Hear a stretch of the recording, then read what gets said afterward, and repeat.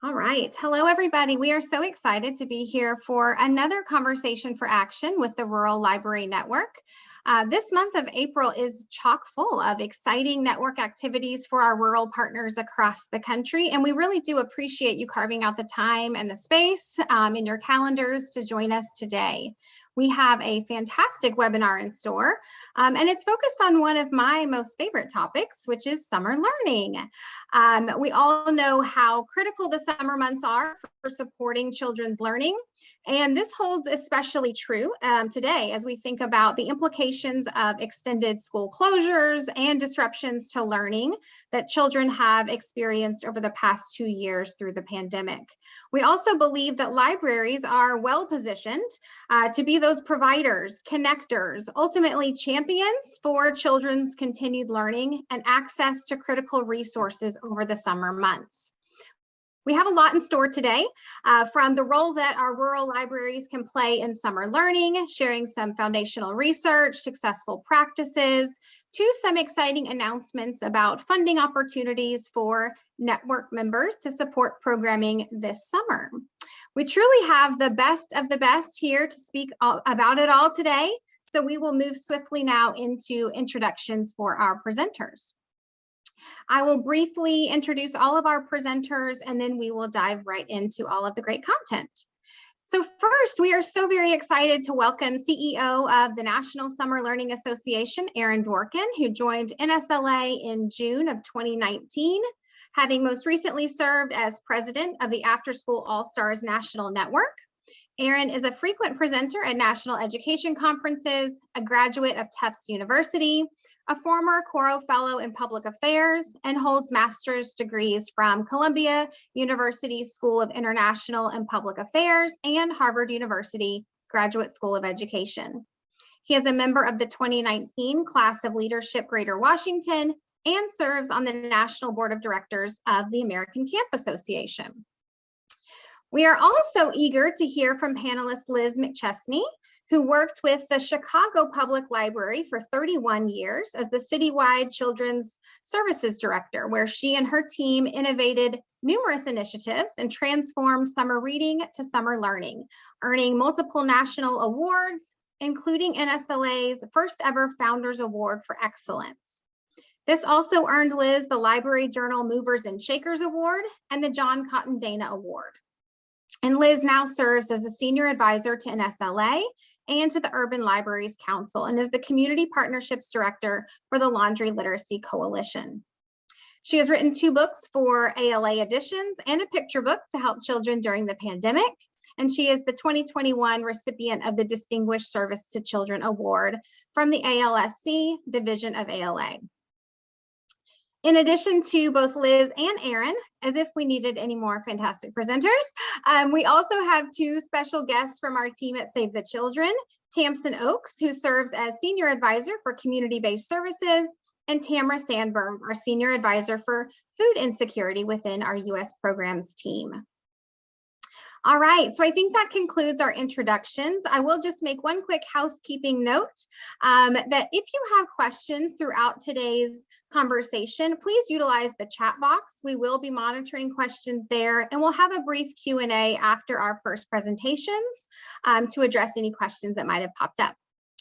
All right, Aaron, over to you. Welcome. All right. Well, hi to everyone. Thank you so much, Leslie. Thank you to Save the Children, to the Rural Library Network, to the Partners for Education and Berea College. It's a great honor and pleasure to be here, and also to be with the other panelists, especially my longtime now partner, I won't say in crime, I want to say in reading and then summer learning, Liz McChesney. So thank you for bringing us all together. And thank you to everyone who in Zoom world who is taking time out of their busy days with all your important work to join us today.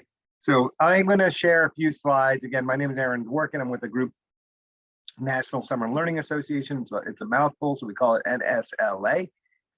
We got a lot of award-winning partners. Save the Children. Leslie's team has won our national award. Liz's old folks at Chicago Public Library have won our national award. So we have a lot of the best here to chime in. But I'm going to give a kind of a national context overview of what's going on with summer learning right now. And then Liz will do a deeper dive into working with libraries specifically. But just so you know who we are, Again, we're kind of this coalition group. We're based in Washington, D.C., that kind of represents everybody in America that's running a no to low cost summer program, especially for low income kids. And our vision here is that every young person in America should have access and benefit from a high quality summer learning experience, which many of you are providing. So in our network, it's, just again, you can imagine it's pretty sprawling. We have tons of school districts and schools and state education agencies, and we have all the, I like to say, youth serving government agencies. So libraries in particular, Parks and Rec, public housing authorities, summer youth employment folks. And then you get the whole range of nonprofit program partners like Save the Children, summer camps, nature-based. And, as young people get older, summer learning becomes summer jobs and internships. Next slide. So just, I like to say, we're talking about summer learning, but really what we're talking about are three main things. Fighting inequity in education. Summer months are the most unequal time in all of education for young people. We educate every kid in America during the school year typically, and then in June we stop. And families that have more resources put their kids in amazing programs and give them great experiences. And then so many families who don't or can't afford that don't have those opportunities, and the research shows gaps grow. So if kids were out of school from January to March, we'd be focused on that time, but this is the time. So, but it's also the most entrepreneurial time in education, and that it creates so many opportunities like the ones you're creating to promote reading and health and fitness and explore new topics and get kids exposed to so much. So that's why if you're entrepreneurial, which all of you are, it's also an exciting time. And then the other last thing I just like to say, when we talk about summer learning, we're really talking about building community and building connections among everyone. And every summer award-winning program we have would tell you their special sauce is how they get everyone to care about one another. And doesn't matter how they do it, what they talk about, that is what happens. And that is why it matters. I had here, if you had time, you don't have to, maybe just for yourselves, if you want, write down the name of one young person who's going to be affected or who's going to benefit from the programs you're working on. Because as we talk about a lot of policy and funding and a lot of training and all this stuff that deals with adults, it's always important to remember like why we're all doing this, and it's to help young people. So if you want, write down a name, you can put it in the chat just to kind of hold on to that because that grounds us in what we're talking about here. Next slide, please. So again, I'm not going to belabor this. These are kind of our talking points about why summer matters so much. And we call them our 4 I's. And you're welcome to use these talking points if it helps you get more support for your work. But we say summer is both a time of improvement, and not just for young people, but for adults. So all great summer programs double up as a form of staff training typically. And if you want to run out a new curriculum and teach people how to use it or do something new, do in the summer and get people engaged. It's also this time to innovate. And that's, I think, something that everybody loves, and Liz and Leslie have demonstrated that for sure. It's a time for, like I said, interconnectedness. It's this chance. Everybody wants to work together during the school year, but once the school year starts, it's like everyone's so busy. But in the summer, you could get your library system and your school district and even your business community, everybody can work together on a project like some of you are doing. And if it goes well, it carries on into the school year. And finally, impact, which is, we've already talked about that as we put the names of the students in the chat, but this has impact by definition on young people's lives, on communities, and then collectively nationally. Next slide. So just this is, I'm not going to belabor this, but just as a slide anyone can use. When we use the term summer learning and what the difference is, it's usually in contrast to what summer school has historically been viewed as in America. A punishment, remedial, not so exciting, not so fun, not someplace you really want to go, only takes place in a school building and doesn't feel very different from a school. Where summer learning could be in a library, could be in a park, could be anywhere, hopefully aligned with the school, getting your educational goals done, a combination of learning and health and fitness and service and all these other things. And you can make it so fun that people want to come, you can make it voluntary and they want to participate and not to make it mandatory and all that. So changing kind of like this, getting rid of the stigma and kind of putting the more fun pieces to summer learning. Next slide. So here, this is, I could tell you a little bit, but I think we're going to just take a minute here to, this is Secretary Miguel Cardona. He's the Secretary of Education for our country. And he really cares about what you are all doing and what we're all doing here today. And so he's got a message for us. We can listen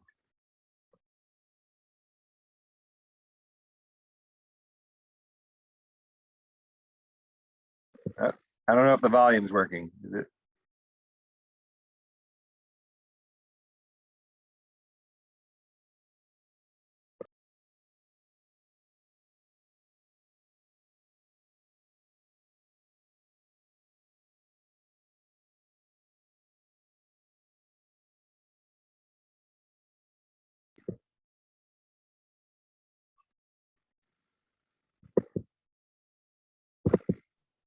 Regina, if you try sharing again, when that window pops up with share screen, click on share sound.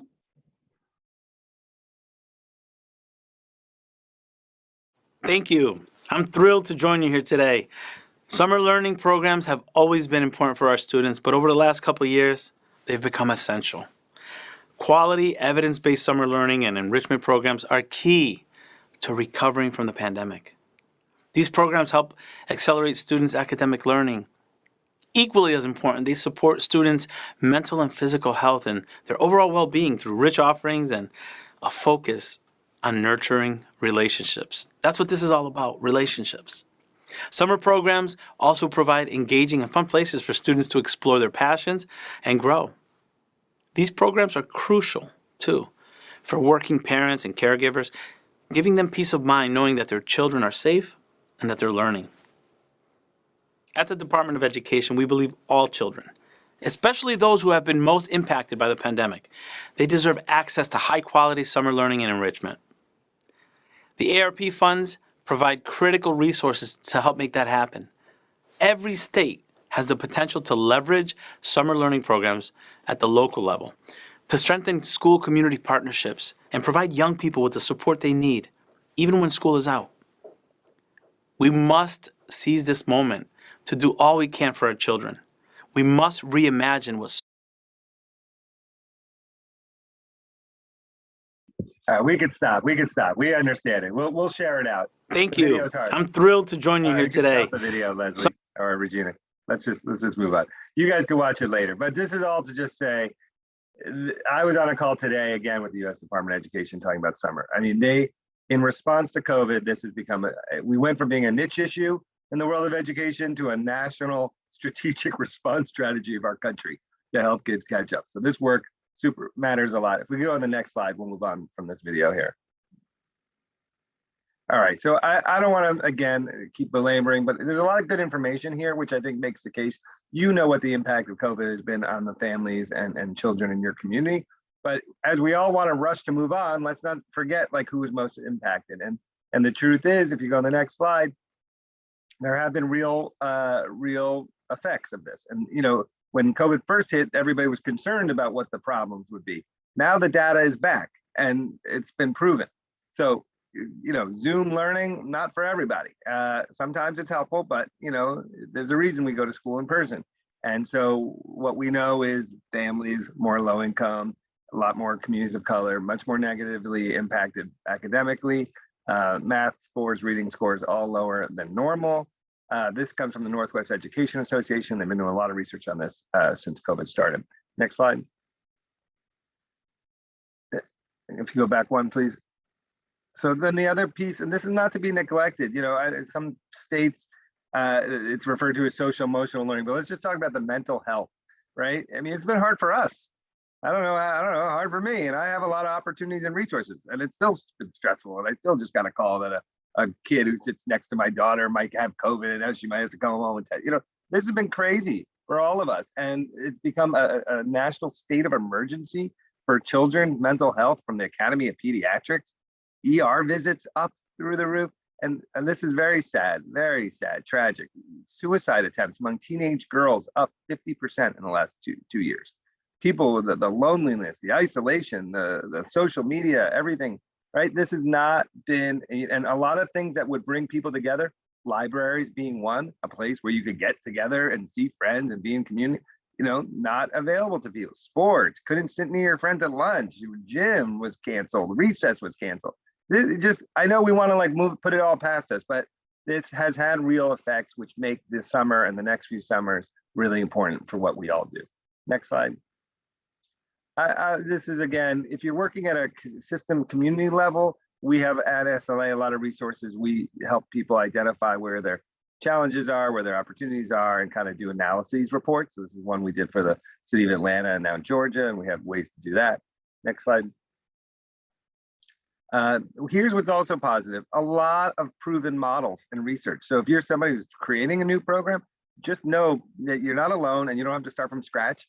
Liz writes books on this topic specifically that I would point you to, and SLA's got, we have decades of research, which allowed us in a moment of crisis to be a strategy that people said we should invest money in, summer learning. So just to know that there's ways to do this well, a lot of proven research on this, and we could share all that with you. Next slide. And even more resources here if you're trying to figure out, how to recruit folks. This one called Shaping Summertime Experiences, that was from the National Academy of Sciences. If you're kind of like an academic wonky person, that was kind of like a 2-year study of everything you want to ever know about summer learning. That was came out right before COVID. So there's a lot of resources for you. Next slide.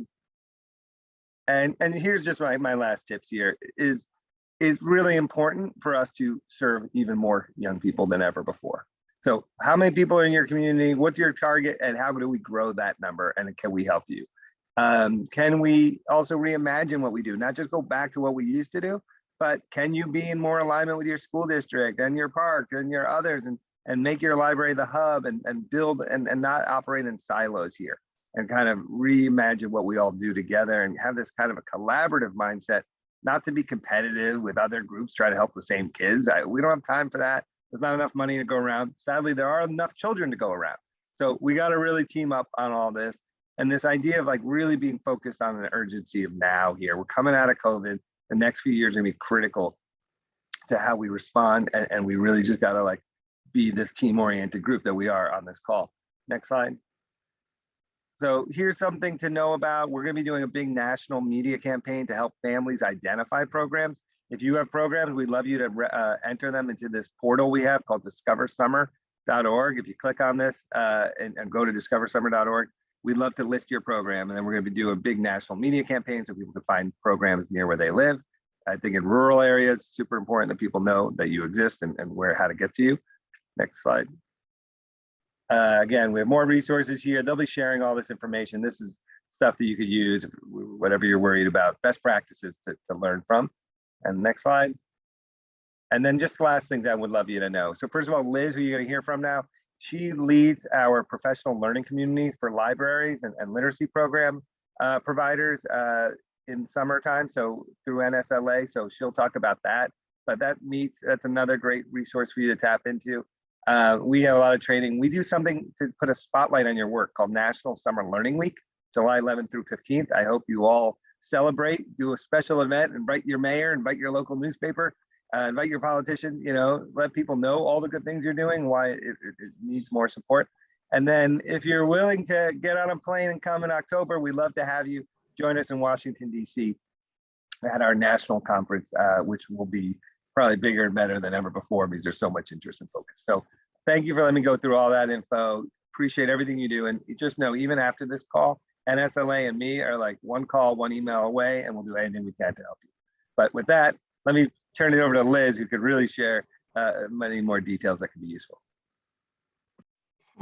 Thank you, Aaron, and thank you, everyone, for being with us today.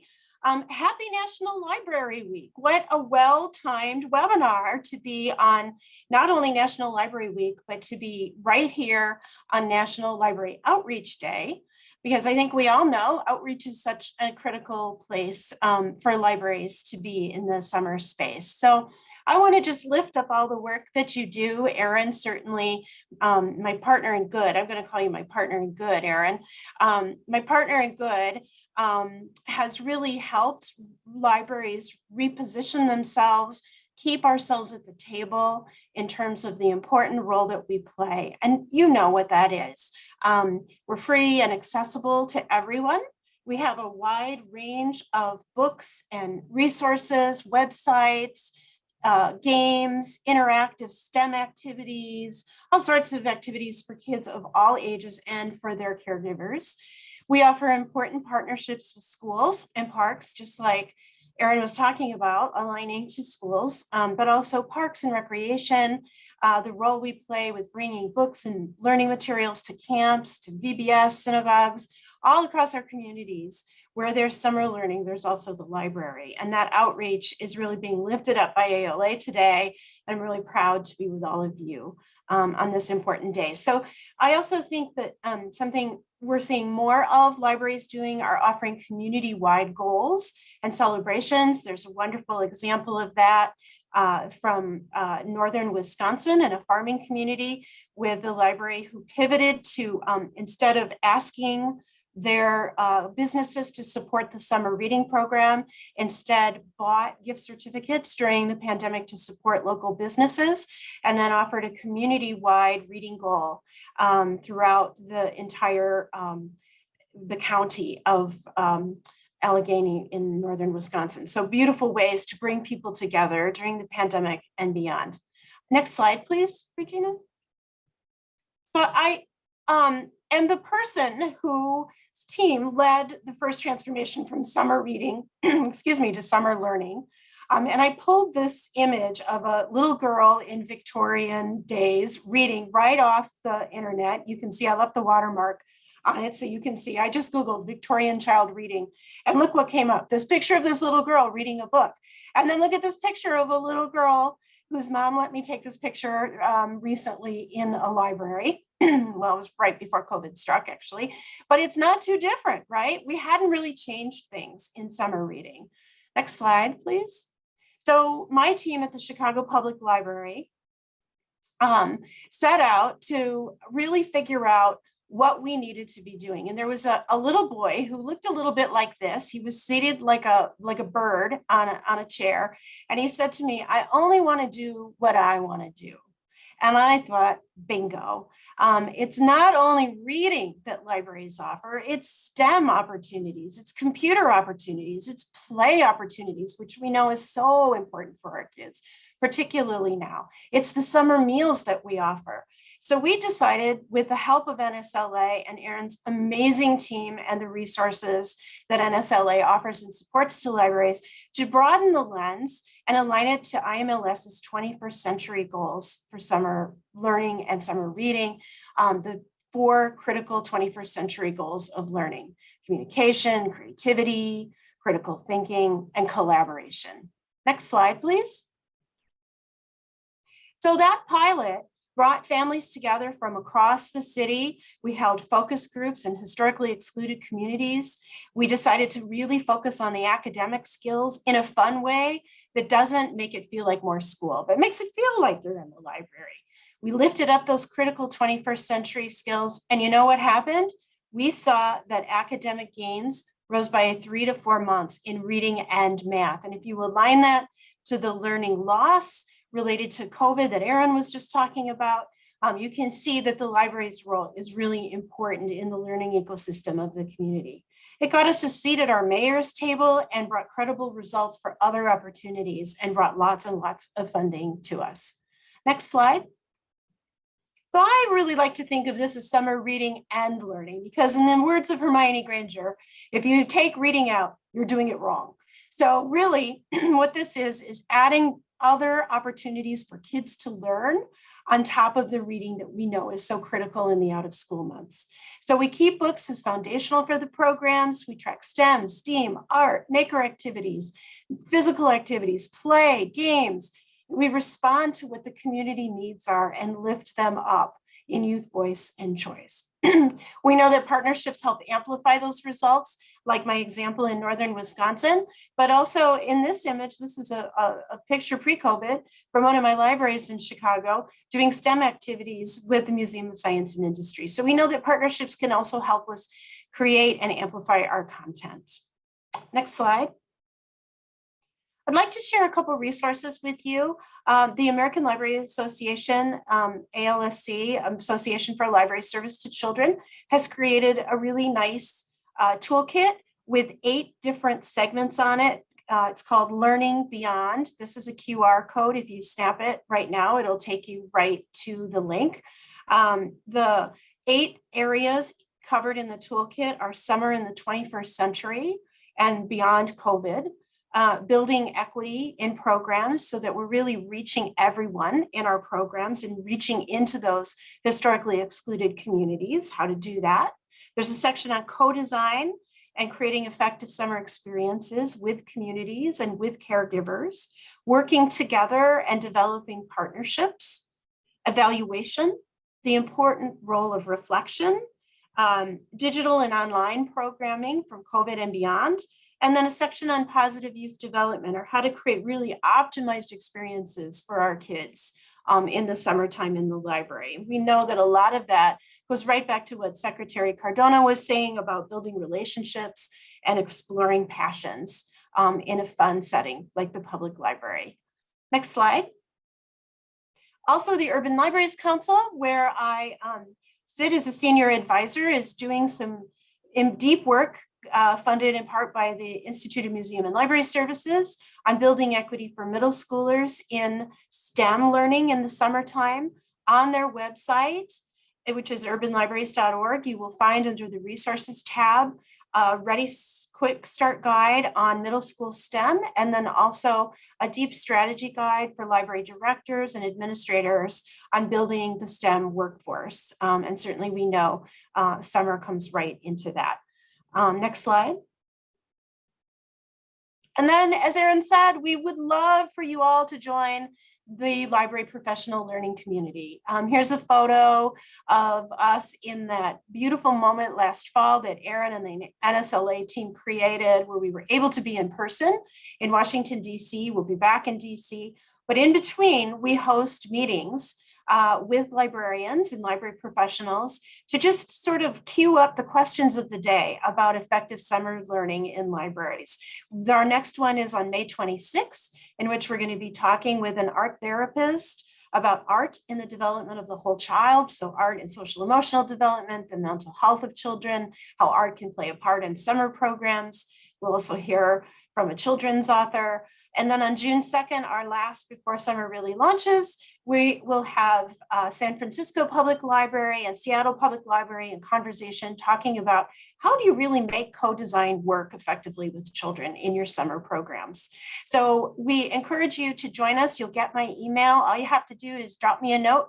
I'd love to include you. We raffle off a self-care package for library staff at each PLC meeting, because taking care of yourself is the first way to take care of your kids. And I'd just like to really encourage you all during National Library Week and beyond to take care of yourselves too. I think this is a really brilliant approach that Erin has developed along with the NSLA team. It's really time for us to talk with one another about the unique and specific concerns of libraries. Next slide. We have a partnership with Sandra McSalmon this summer at NSLA. The World of Wishes campaign. You'll be hearing more about that in the May 26th professional learning community. But essentially, this beautiful new book lifts the wishes of children from across the country. Here's 8-year-old Luciana, who wishes for all dogs to have a good home. I think many of them got a good home in the pandemic, but she's still concerned about it. So we're going to lift up these wishes of our children, see what they're really thinking about. And Sandra McSalmon is going to be putting them together in partnership with NSLA for communities. And I'm happy to give you more information about that. She's also willing to do and able to do free Zoom author visits for libraries this summer as a part of this relationship. Next slide.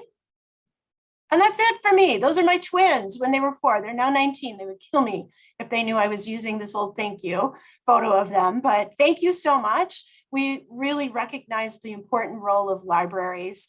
And I would love to continue the conversation with you, answer any questions you have, or help you think through about how to deepen your approach in this really enormously important summer for all of our kids. Thanks so much. And I'll turn it back to Leslie.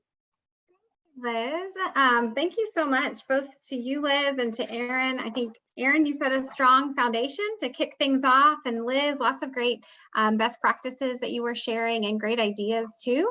So I agree, you all make a really good, strong partners in good. I like that, Liz. So also wonderful resources to please tap into. I saw Annie drop in some links in the chat box. Please check those out. And Liz, I'm so glad that you raised the NSLA professional learning community. That's right up our alley. So librarians, please hop on over and sign up, join the PLC. We do have a short time for Q&A. So if folks have questions, you're welcome to continue putting those in the chat box. You can send them directly to me. You can send them to everyone, whatever your preference is. And we'll continue to monitor there. I do have just one question, and I might toss it both to you, Liz and Aaron. Liz, we'll start with you. Same question for both of you, but we know that libraries are already doing amazing things, but there are also opportunities, as you said, Liz, to deepen impact, to do even more. But if folks are feeling overwhelmed at the possibilities of ramping up their summer learning efforts, what guidance might you have? What might be a good place to start? That's a really profound question, Leslie. And I think one of the most important places to start is with your community and by talking to parents and to kids themselves. For me in Chicago, talking to kids changed everything. It was in that moment that that little boy who didn't like to read and never came to the library because he didn't like what the library did. I had an aha moment about being responsive to what our community was saying they needed, but in a way that made sense for the library's goals and mission and strategy. So I'd say start with talking to the people you're serving. And then I can't give enough of a plug for this professional learning community because it's a workshopping space and time where librarians can really talk with one another about the unique challenges that we know exist, but also the incredible opportunities there are to grow our programs across our communities. Awesome. Thank you, Liz. Aaron, do you want to build on that? Well, only that I get to sit in this very kind of weird perch where I'm not working with young people every day, but I get to talk to people who are and hearing what they do. And I know whether it's Liz or others, there's a lot of multi-age mentoring that happens sometimes in libraries where high school students get brought in and you can maybe pay them through your city or community, county summer youth employment program to then come to the library and run programs and work on reading, especially, and be mentors to younger students. So that is something we've seen in a lot of hands-on ways. And then I just think, often there's a lot of federal funding because our federal government didn't know what to do or who to give the money to. They made up to $30 billion in funding available for after school and summer programs that will help kids catch up from COVID. Now, they gave it to the state education agencies who then give it to school districts, but school districts now have a lot of money. They're very overwhelmed. They're not very sure what to do with all of it, frankly, and they have it for the next few years. And so if you can kind of build a relationship with your school district, say, hey, if you share some of this money and tell us what your main goals are, what books you want to cover, we could be helpful here. And I think they would really welcome that and appreciate it. And there's a chance to kind of build a closer partnership with your school district in a way that maybe has never existed. And there's more funding available for it than ever before. So I would just maybe, promote conversations that way. Yeah, great plug. And I think that goes right along with your notion earlier of it's not about competition and which kids we're serving, but all kids and aligning our efforts and coordinating our efforts. So I think I appreciate you underscoring that. For sake of time, we will go ahead and kind of close out Q&A. I'm not seeing other questions come through the chat box, so I think we're safe to move forward. But I really do just want to say thank you, Liz. Thank you, Aaron, for sharing all of those wonderful insights with us. We really do appreciate your time. Now we're going to switch gears a little bit here. We're going to move into a special announcement that we have teased for quite some time now. And as Liz mentioned, what better time to announce it than during National Library Week? We love a good celebration and announcement around here. So yes, it is true. All the networks across the U.S., we are committed to supporting your summer learning efforts locally. We know all of our rural small communities across the U.S. are many times strapped for some of those funding, the resources to match their program offerings to their big ambitions. We know you guys have great ideas and visions for your community. So we wanted to offer a little support. And when we compare it to the $30 billion, this is a drop in the bucket, but we hope it helps a little. So save the the Children has a long history of implementing no-cost, high-quality summer programs and strategies throughout rural America. And over the past several years, we have taken a much more community-based approach to establish a suite of programming that can be layered together, layered on top of existing programming to really bolster our impact for kids. We're addressing summer reading, we're addressing summer learning, we're addressing summer feeding efforts. We've never done that before, but doing it all in partnership with our local rural communities and with many of you on the line today. So our suite of strategies includes, as Erin mentioned, our NSLA award-winning Summer Boost Camp, a Kinder Boost transition program for our youngest learners entering into kindergarten, summer feeding interventions such as mobile meal distributions, pop-up food pantries, all the way to community-wide summer reading challenges and high-quality learning resource distributions, again, that can be layered on top of existing summer learning programming that's offered in a community to reach even more and more children. So now to the exciting part, what's in it for you? Save the Children is proud to announce a funding commitment of $150,000 to support our rural library network members to implement summer learning and feeding programs within your communities. So here to tell you more about these two exciting offerings are my colleagues, Tamsyn Oaks and Tamara Sandberg. So Tamsyn, over to you. Thank you, Leslie. Yes, I'm so excited. Let's go ahead and move on to the next slide, please, Regina. So if you've been with us for a little bit, you might remember me talking to you around this time last year about our 100 Days of Reading Challenge, where we are really challenging children, families, caregivers, partners, community members, whomever, to read 20 minutes every day for 100 days over the summer, beginning June 1st and ending on September 8th, which coincides nicely with World Literacy Day. We want this to be something that we know you guys are already doing so much summer learning and feeding in your communities already.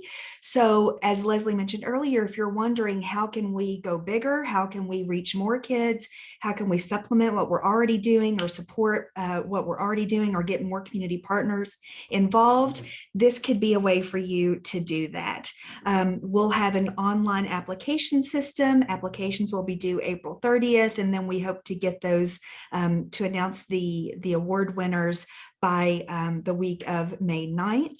And these are going to be block grants of $5,000 that you can apply for. And the application is fairly short and simple. So if we'll move on to the next slide, I thought it would be useful to give you just a little bit of insight in case your interest is piqued and you're wondering, okay, what do I need to be able to do? So the application is fairly simple. It's obviously we need some information around who are you and what is this going to look like. We encourage you to build on to those existing efforts that are already happening in the community that you're leading or that are maybe happening through another community partner that you can piggyback on and supplement through this funding. And we encourage you to think too about, like, as we've alluded to a couple of times, we accomplish more together. So we'd like for you to think about who can we partner with to really make sure that we are reaching children and families this summer and encouraging that continued summer learning while school is out of session. And then, of course, just some general ideas around what's the funding going to go towards, what kind of reach are we going to have. I know a lot of you guys have some really creative ideas sometimes with your local summer learning programs and summer reading programs. So if you've got a specific name of a local challenge or a local website or a local hashtag that you're using, we'd love to know that so that we can follow along. And then if we can go on to the next slide, I wanted to give just a little bit of information about the reporting requirements, which are also fairly light lift. We'll just ask you each month to give us an idea of how many folks are participating in your challenge, families and children, the total time spent reading or reading to someone or reading with someone or being read to, because this isn't just for children who are able to read independently. This is something that we want the whole family to be able to get involved in, including our littlest learners. And then if you've got any links to local media coverage and success stories of children and families who have been positively impacted by the local summer learning programs in your community, we'd love for you to share those with us as well. And if we move on to the next slide, I pulled together some ideas of, okay, how might we promote this? How can we make this a big deal? Oh, and I see a bottom picture is one of your readers. Yes, we steal a lot of photos from that you guys sent in. When you're like, look at this great picture, and as long as we've got a consent, they will show up in a presentation. Chances are good. But you might think about working with some different local partners to have them act as almost a hub where they can pick up or drop off a reading log, or where they can promote summer learning programs and summer reading programs through distributing flyers or distributing posters. You can get your local mayor involved. They could have a mayoral proclamation declaring it a summer of reading or a summer of learning. You can get, I know for us, especially in the summertime, if you drive down the main road, seems like every business has some kind of signage where they're, displaying some kind of, congratulations to this star reader, congratulations to this graduate, or something like that. So think about how you might be able to work with some of those local businesses to promote the challenge through prominently displayed signage. And then as anyone who has worked with children knows, yes, they only want to do what they want to do. And sometimes some really high demand incentives can help them want to do those things. So think about using some of this funding as a way to supplement some incentives that you might offer for participants in these summer learning programs. And if we could go on to the next slide, I am a strong visual learner. So seeing what this might look like in practice is always helpful to me. So if we move forward once, you'll see that, for example, the library might be the reading challenge host, and their responsibility would be to work with partners to plan, promote, collect data, distribute incentives, etc. But who might be some of those partners that you work with, and what might that look like? So if we can hit advance one more time, you can see that an immediate off the top of my head, when I think about where are kids during the summer, where are these families? Well, a lot of them are participating in some kind of faith-based program, the Vacation Bible School or something similar, youth group, something like that, where they've got some summer learning happening, and they could be an amazing partner to reach those kids. They could have some reading logs. Kids could pick up the reading logs or drop them off there. They could incorporate the reading challenge into programs and groups that they've already got going on there. Same thing with these schools and districts. If they've got 21st Century Community Learning Center programming going on, or any kind of summer learning programming, it could be a great way for them to just kind of enhance what they're already offering there. And then if we click next again, you can see we're going to get some of our community service agencies and local businesses involved, where again, they might be a hub where folks can pick up or drop off a reading log or a reading flyer that has some really fun tips for ways that families and children can make reading really fun, how they can help a child find a book that's going to be just right for them, that's going to pique their interest, because I think that's key when it comes to children being invested in continued learning and reading, is making sure that it's something that is there, that they're interested in, and that's not just assigned to them. And then if we click next again, I always love the idea of making it a big deal. Let's make a big fuss about this. So let's get the local mayor to sign a proclamation declaring it a summer of learning.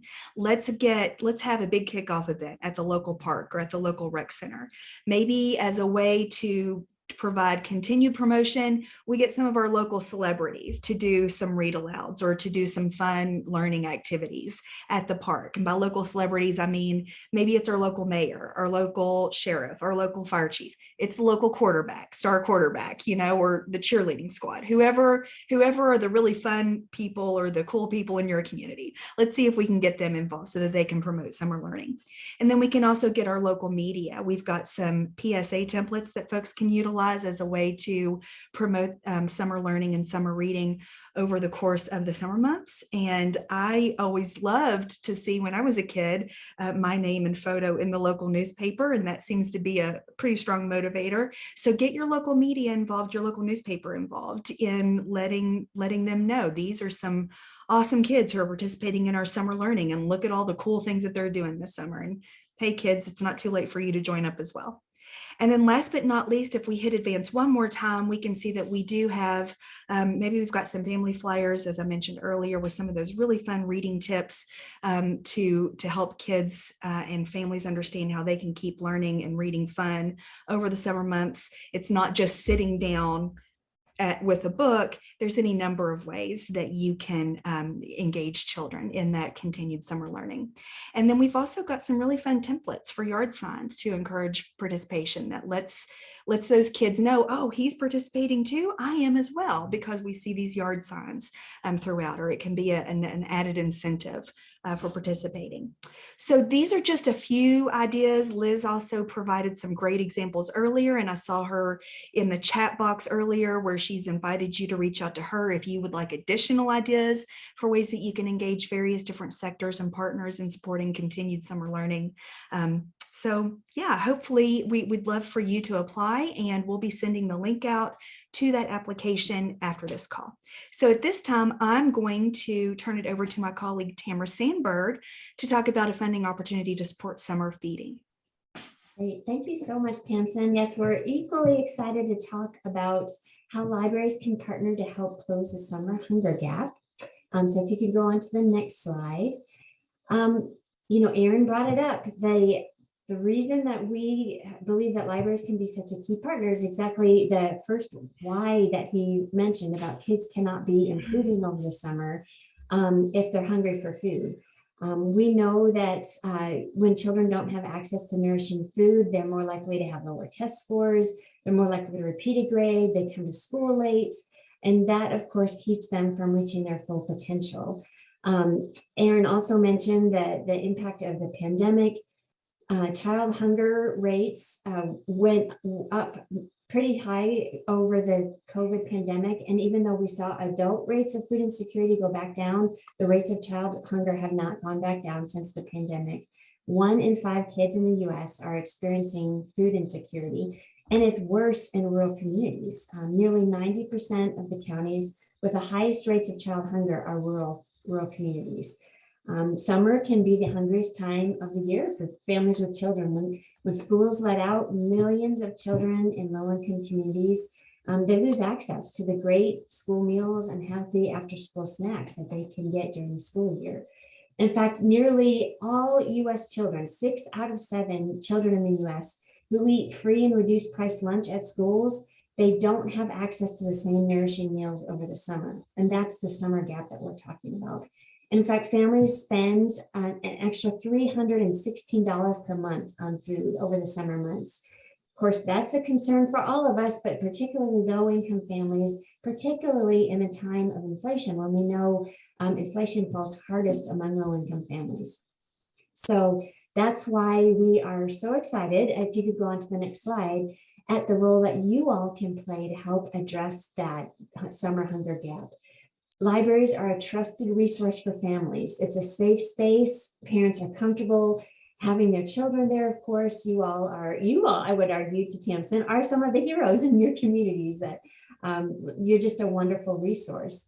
The programming that you offer, the meals that libraries offer, can help families overcome that barrier of stigma and shame that we hear so often. Just read a statistic yesterday that 1 in 5 of the families in the US who are eligible for the SNAP program, which is formerly the food stamp program, 1 in 5 of them are not enrolled in SNAP. And it's many times we hear it's because they're ashamed, or the stigma and the embarrassment.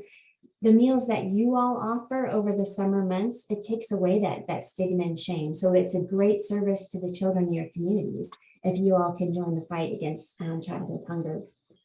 And then a benefit for libraries, we often hear libraries that distribute food along with educational resources, you will often experience a pretty significant uptick in participation for your regular programming if you offer food as well. So some of the examples, we worked with the West Virginia Library Commission last year on a summer hunger grant, a summer feeding grants. And they had a wonderful program with their members to do backpack meals. So they used our grant funding to, of course, supplement the food. Not all of them were involved in the federal summer food service program. They used it for materials like the bags for the food. They used it to offset the cost of copying the flyers and all that great materials that Tamsyn was talking about for the reading challenge. So there's many examples. And in fact, I would love it. I'd invite you all to drop in the chat box. I'm guessing many of you have already been involved in summer feeding efforts, and I'd love to hear more about what you've done. But we can go on to the next slide. Whether you have already or are considering it for the first time, we are so pleased to announce for the first time, as Leslie mentioned, we have a pool of funding dedicated just to members of the Rural Library Network to help support your summer feeding program to help close that summer gap. So it's open to anybody that's a member of the Rural Library Network that serves a high poverty rural county community, just like with those reading grants. The grant period is going to be May 15th through August 30th. And the grant amounts for these feeding grants is $10,000 to $15,000. So we're really excited about that. And if you can go on to the next slide, just wanted to share some kind of thought starters or programming ideas. And you'll notice the star systems that may be hard to read on screen. If it's got 1 star by it, it's an emerging best practice. If it's got 2 stars, it's a promising best practice. And if it's got 3 stars, it's a proven best practice. We have lots of evidence that this really does make a difference on children's hunger. But I already mentioned the backpack program that our partners in West Virginia did last year. We've seen great success with grocery vouchers where you could use grant funding to partner with a local retailer and come up with grocery vouchers that the families would pick up at your events in the library out in the community, and then take those vouchers to redeem them for food at the retailer. It's a dignified way to help families make sure they have enough food to eat. And you can read through those other examples. I won't belabor it since we're running up on time.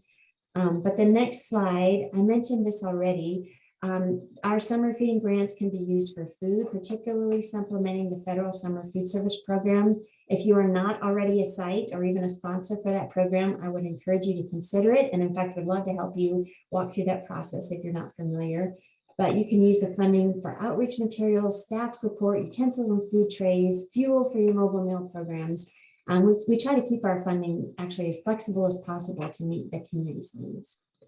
So the next slide, very similar to the reading grants, you'll apply through our grants management system, and we'll share the link in just a bit.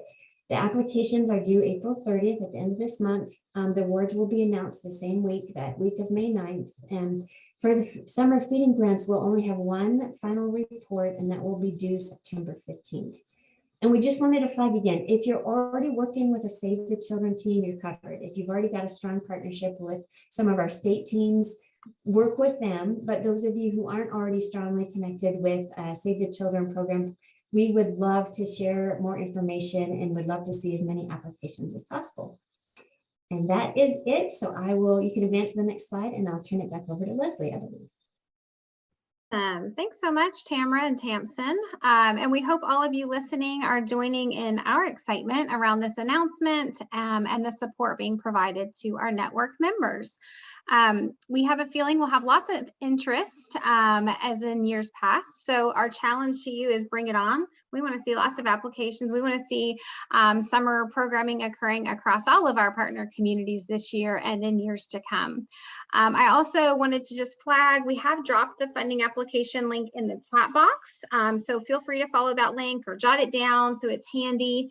But we will also be sending out a follow-up communication after the webinar with all of the details, the application link, the account information, everything that you need to get started so that you have it all in one place. We will also be posting the recorded webinar from today on the archives section of the Rural Library Network website. And we're also happy to send out the slide deck directly. I think there's been some question and interest there.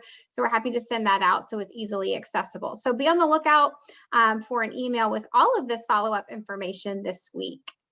And as we wrap up today, we also wanted to just give another quick plug for our 2 upcoming summit opportunities. And as I said at the outset of this call, April is a busy, busy month for all of us. First, here you see we have the Rural College Access and Success Summit being held by our network co-sponsor, Partners for Education. That's happening at the end of this month, April 24th through the 27th in Scottsdale, Arizona.